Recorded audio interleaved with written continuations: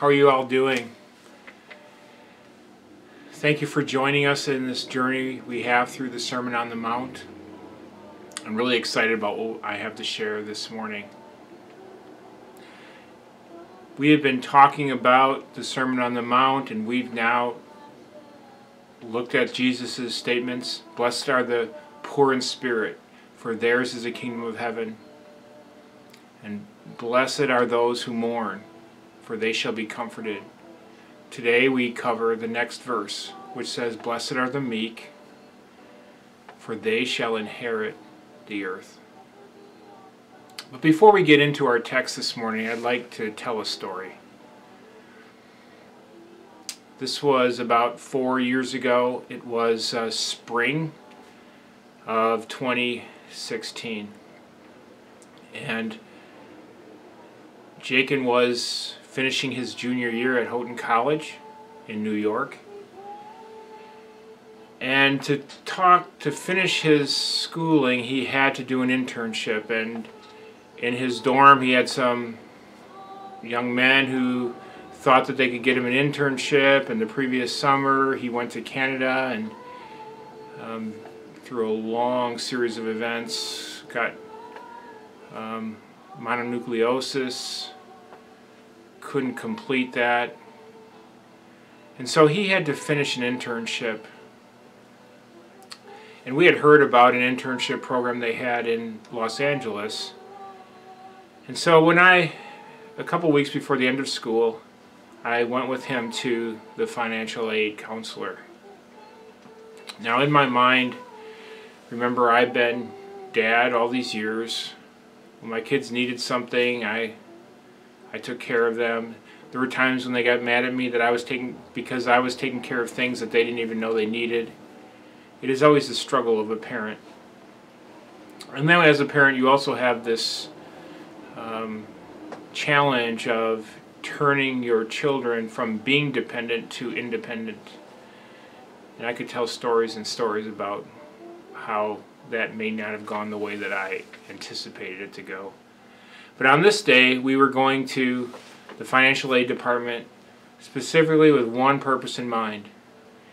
If we were going to sign Jacob up for this internship in Los Angeles, what would it take and how would we do it, and could we do it? Without an internship, he couldn't graduate. And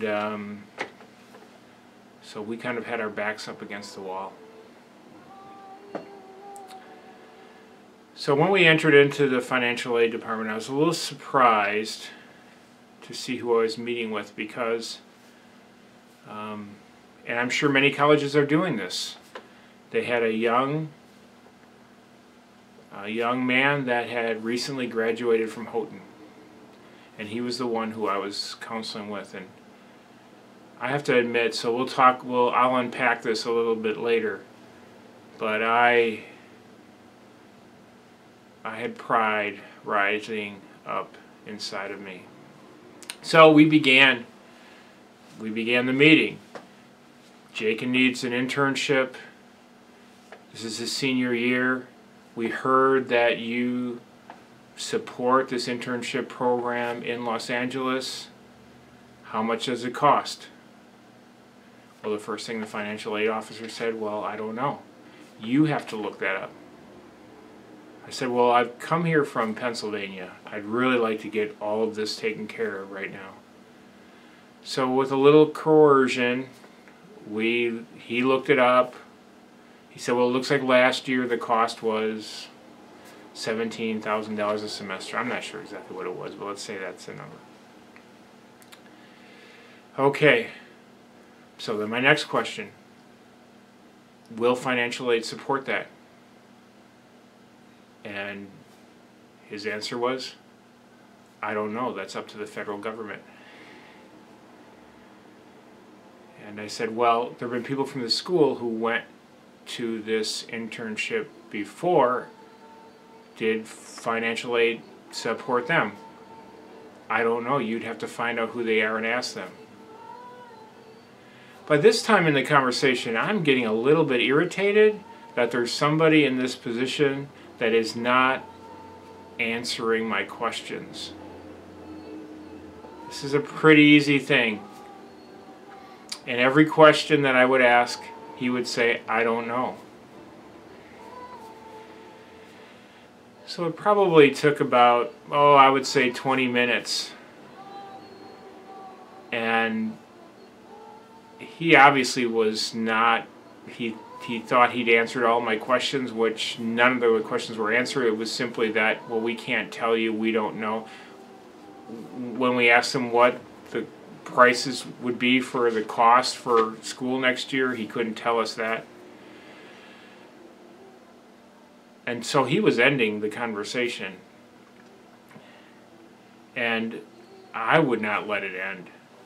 So I started pressing him hard. Do I need to go to your supervisor? Because these are answers we need. We can't walk out of here without these answers. He has to sign up for fall. The deadline is, we knew when the deadline was. 2 times in that conversation, Jacob said to me, Dad, let's just go.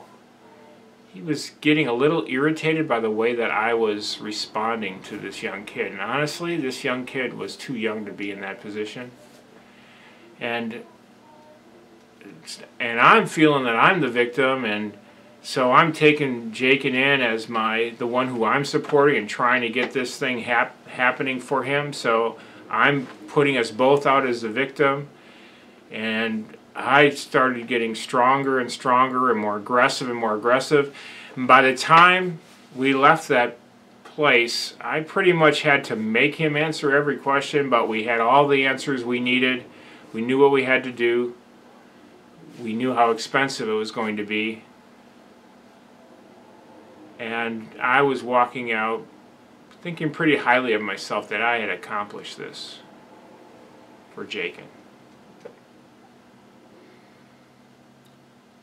Now, if I had been a little more aware of what was actually happening, Jacob was probably he was not looking at whether we'd accomplished anything. He was looking at my father as being an idiot in front of this person from my school.